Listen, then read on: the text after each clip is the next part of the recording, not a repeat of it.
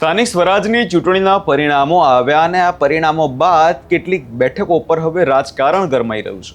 આવું એટલે કહેવું પડી રહ્યું છે કેમ કે ભાજપને હરાવવા હવે આપ અને કોંગ્રેસ ગઠબંધન કરવાના મૂડમાં છે. શું છે સમગ્ર મામલો તેના વિશે વિગતે ચર્ચા કરીશું. નમસ્કાર, હું છું પ્રથમ મોદી, આપ જોઈ રહ્યા છો નિર્ભય ન્યૂઝ. ગીર સોમનાથના તલાલામાં રાજકારણમાં હવે મોટો ગરમાવો આવી ગયો છે. તલાલા તાલુકા પંચાયતમાં સત્તા મેળવવા માટે જે આવા કાવા દાવા અને બેઠકોનો દોર ક્યાંક ને ક્યાંક હવે શરૂ થઈ ગયો છે.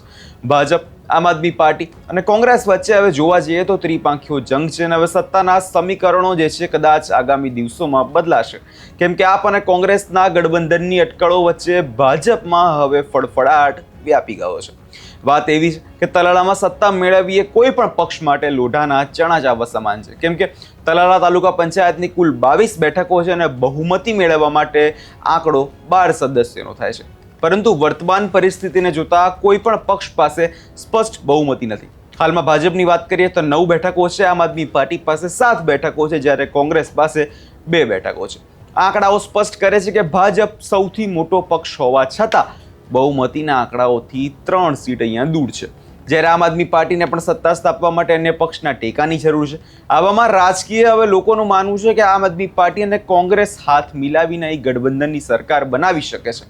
આપના 7 અને કોંગ્રેસના 2 સદસ્યો ભેગા થાય તો આંકડો 9 પર પહોંચે છે, જેના કારણે અપક્ષ કે અન્ય સમીકરણો પણ એટલા જ મહત્વના અહીંયા બની જાય છે. આ મામલાને લઈ પહેલા તો પ્રવીણ રામ અને આમ આદમી પાર્ટીના ઉમેદવારનું શું કહેવું છે તે સાંભળી લઈએ. જુઓ, ચોક્કસથી તાલુકા પંચાયતના પ્રમુખની નિમણૂકની તારીખો હવે નજીકમાં છે, ત્યારે આમ આદમી પાર્ટીની આજરોજ માધુપુર ખાતે હું અત્યારે હાજર છું. માનની ભાઈ દેવેન્દ્રભાઈ અને અમારા સાથે સાથ ચૂંટાયેલા સભ્યો અને અમારા આગેવાનોની ઉપસ્થિતિમાં એક બેઠકનું આયોજન થયું છે. બેઠકની અંદર સ્વાભાવિક રીતે જ્યારે પ્રમુખ ઉપપ્રમુખની વરણી કરવાની વાત છે, ત્યારે અમારા તમામ સભ્યો સાથેની ચર્ચાઓ, પ્રાથમિક ચર્ચાઓ, એમની આજે અમે ચર્ચાઓને આજે અંત આપ્યો છે અને ચોક્કસથી અમને વિશ્વાસ છે કે આવનારા સમયની અંદર જે તાલાળાની અંદર જે છે એ ચોક્કસથી બોડી બેસ્ટ છે અને સત્તાની વિરુદ્ધની બોડી બેસ્ટ છે અને ચોક્કસથી મજબૂતાઈથી આ તાલાળા તાલુકાના કામો કરશે. જુઓ, ચોક્કસથી કોંગ્રેસના આગેવાનો સાથે, જિલ્લાના આગેવાનો સાથે ટેલિફોનિક અમારી ચર્ચાઓ થઈ છે. ટૂંક સમયમાં અમે એમની સાથે રૂબરૂ પણ અમારી ચર્ચાઓ થશે, મુલાકાત થશે અને આવનારા સમયની અંદર ચોક્કસથી જે સત્તા અને ઘમંડ છે, સત્તા અને ઘમંડને ઉતારવાનું અમે કામ કરીશું.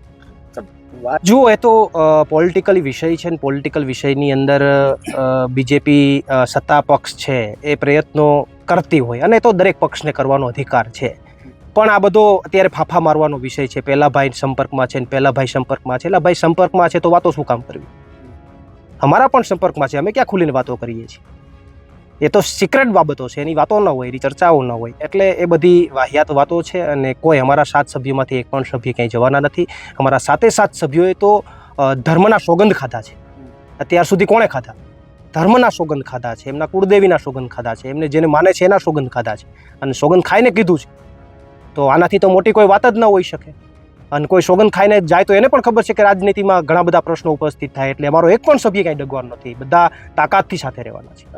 તાલુકા પંચાયત સત્તાની વિરુદ્ધમાં બેસ્ટ છે, સત્તાની બીજેપી ની વિરુદ્ધમાં તાલુકા પંચાયત બેસ્ટ છે અને અહીંયા ખૂબ સારા તાલુકાની અંદર કામો થશે અને તાલુકાની જનતાને સારો વિકાસ થશે. જે મીટિંગ મળી હતી, અમારા પાર્ટીના આગેવાનો પ્રવીણભાઈ છે, દેવેન્દ્રભાઈ છે, અન્ય બીજા આગેવાનો સાથે મીટિંગ મળી અને જનતાને અને તાલાળા તાલુકાને અમે આમ આદમી પાર્ટી વતી સાથ એક સાથે છે. ના તો અમને કોઈ ખરીદી શકે, ના તો અમને કોઈ લઈ શકે, ના લોભ લાલચ.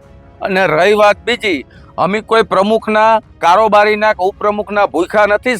સાથ અમારા આગેવાનો જે કંઈ કરશે નિર્ણય, એમાં અમે સાથે હારે છે ને અમે જે ગઈ આગલા દિવસોમાં ચૂંટાયા પછી સોગંદવિધિ જે કરી, અમે સ્વેચ્છાએ કરી. અમારી ઉપર કોઈ દબાણ નથી, કોઈ અમને પ્રેશર નથી કર્યું, કોઈ વાતમાં અમે નથી. અમે પ્રજાના કામ માટે આમ આદમીમાં આવ્યા છે અને પ્રજાએ અમને મત આપ્યા અને વિશ્વાસ સાથે અમે કંઈક 7માંથી એક પણ મેમ્બર અમારો ના તો ક્યાંય ભાજપમાં છે કે ના તો કોઈ બીજી પાર્ટીમાં છે. અમે સાથે આપમાં છે.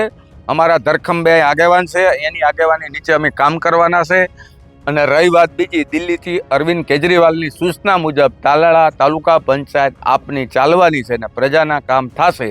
અમે કોઈ ઉપર સાથે વિશ્વાસઘાત કરવાના નથી. ક્યારે જેને જેમ વાતું કરવી તેમ કરે. ભાજપ જ અત્યારે ફાફે ચડી છે. ભાજપ પાસે પૂરતી બહુમતી નથી, એટલે અમારા સાથે સાથને અલગ ફોન કરીને કે ઓલા અમારી પાસે છે, ઓલા અમારે, તો ભાઈ અમને શા માટે કહેવાય તમારી પાસે બહુમતી છે તો અમને શા માટે લઈ જાઓ?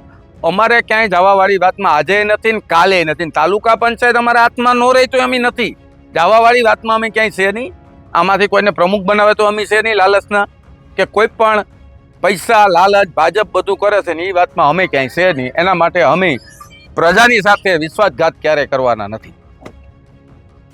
અહીંયા આપણે પ્રવીણ રામને સાંભળ્યા અને તેમના દ્વારા કહેવામાં આવ્યું છે કે ભાજપ કોઈ પણ ભોગે સત્તા મેળવવા માટે તોડજોડની નીતિ અપનાવી રહ્યું છે.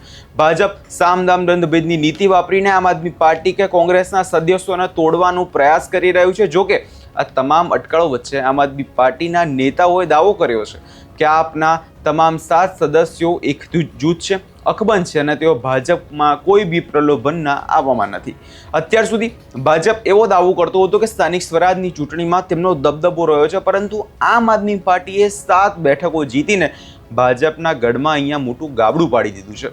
હવે જ્યારે સત્તા સોંપવાનો સમય આવ્યો છે ત્યારે આપ અને કોંગ્રેસ જો ખરેખર સાથે મળીને સત્તા મેળવવા માટે સફળ રહેશે તો ગીર સોમનાથના ઇતિહાસમાં કદાચ આ મોટો રાજકીય વળાંક સાબિત થઈ શકે છે.